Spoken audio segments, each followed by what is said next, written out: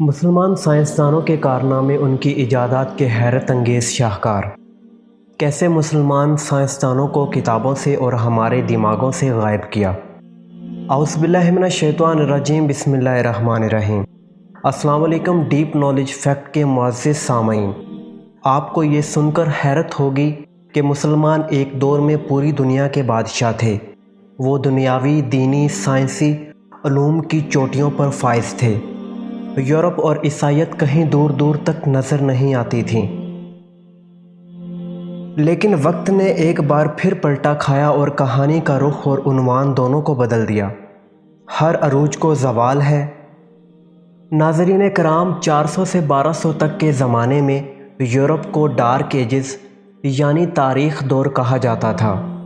ان کی سائنس اور ٹیکنالوجی میں کوئی مہارت نہ تھی اور مسلمان اپنے علوم و فنون پر رواں دواں تھے، لیکن جیسا کہ وقت کی خوبی ہے وہ گزرتا گیا اور غیر مسلموں نے ٹھان لی مسلمانوں سے کسی اور طریقے سے جنگ کی جا سکتی ہے، تو انہوں نے گھر بیٹھ کر جنگ لڑنا شروع کر دی اور مسلمانوں کو دولت، شہرت، عورت اور مزید الٹے کاموں میں لگایا، اور پھر مسلمانوں کے عزت کے معیار بدلے، شہرت کے معیار بدلے، علم کے معیار بدلے، اور وہ اپنے روشن ابواب پر مٹی ڈالتے گئے اور اپنے آباء و اجداد کا رستہ چھوڑ کر غیر مسلموں کا راستہ اپنا لیا۔ یہی وجہ ہے کہ آج موجودہ دور میں ہم میں سے ہر کوئی آئنسٹائن، نیوٹن، جے جے تھامسن، وولٹا، ایڈیسن وغیرہ کے ناموں سے واقف ہے، لیکن ان میں سے بہت پہلے سائنس میں عروج حاصل کرنے والے مسلمان سائنسدانوں کا پتہ تک نہیں۔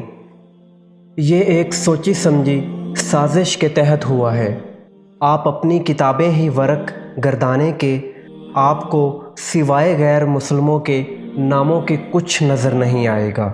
ناظرین کرام، آپ اپنی انگلش سائنس کی بکس کو ٹٹولیں اور ذرا غور کریں، لیکن جب سے ہم نے غیروں کے گن گانا شروع کیے ہیں، اس کے بعد ذلت و رسوائی ہمارا مقدر بن چکی ہے۔ وہ ایک شاعر نے کیا خوب کہا ہے، جس دور پہ نازاں تھی دنیا اب ہم وہ زمانہ بھول گئے، اوروں کی کہانی یاد رہی ہم اپنا فسانہ بھول گئے۔ چلیے ناظرین، ہم چلتے ہیں اپنے اصل ٹاپک کی طرف اور آپ کو ان حقیقتوں سے آشکار کرواتے ہیں جو کبھی ہمارا ورثہ تھیں۔ مسلم سائنسدان جنہوں نے سائنس کی ابتدا کی اور اس دنیا پر اپنا لوہا منوایا، ان میں سے مسلمان سائنسدان: نمبر 1، دنیا میں سب سے پہلا کیمرہ ایجاد کرنے والا ابن الہیثم۔ نمبر 2، دنیا میں سب سے پہلا کیلنڈر ایجاد کرنے والا عمر خیام۔ نمبر 3، آپریشن سے قبل مریض کو بے ہوش کرنے کا طریقہ متعارف کرانے والا زکریا الرازی۔ نمبر 4، الجبرا ایجاد اور متعارف کروانے والا موسیٰ الخوارزمی۔ نمبر 5، زمین پہ آنے والے زلزلوں کی سب سے پہلے سائنسی وجوہات بیان کرنے والا ابن سینا۔ نمبر 6، کپڑا اور چمڑا رنگ کرنے اور غلاس بنانے کے لیے مینگنیز ڈائی آکسائڈ کا استعمال متعارف کرانے والا ابن السینا۔ نمبر 7، دھاتوں کی صفائی، سٹیل بنانے کا طریقہ متعارف کرانے والا ابن سینا۔ نمبر 8، مصنوعی دانت لگانے کا طریقہ متعارف کروانے والا ابو القاسم زہراوی۔ نمبر 9، ٹیڑھے دانتوں کو سیدھا کرنے اور خراب دانت نکالنے کا طریقہ متعارف کروانے والا ابو القاسم زہراوی۔ نمبر 10، ادویات بنانے کے علم کو دنیا میں سب سے پہلے متعارف کروانے والا ابن سینا۔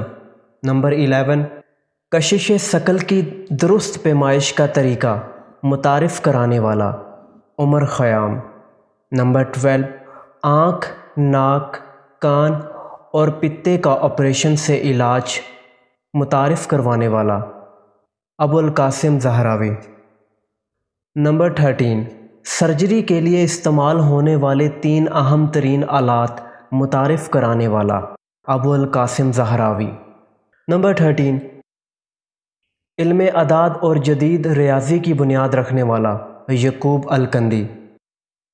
نمبر 14، مریضوں کو دی جانے والی ادویات کی درست مقدار کا تعین کرنے والا یعقوب الکندی۔ نمبر 15، آنکھ پہ روشنی کے مضر اثرات دنیا کو بتانے والا ذکریہ الرازی۔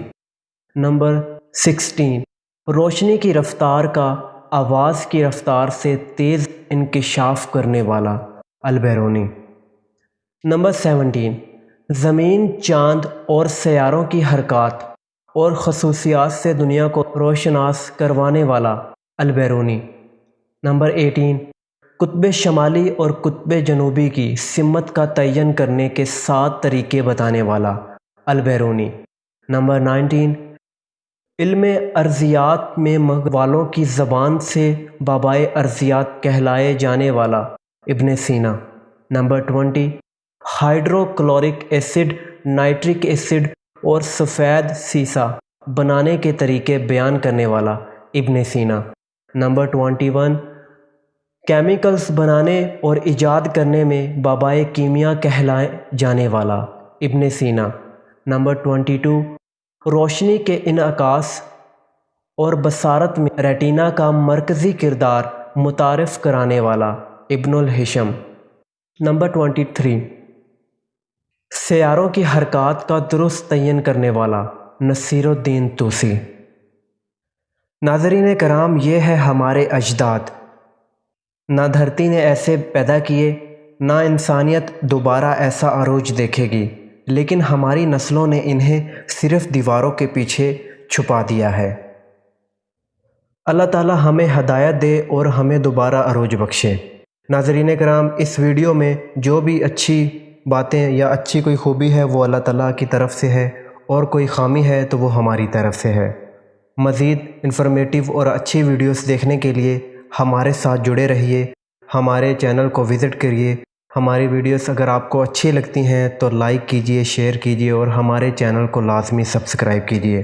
آپ کی دعاؤں کے ساتھ مجھے دیجئے اجازت۔ جزاک اللہ۔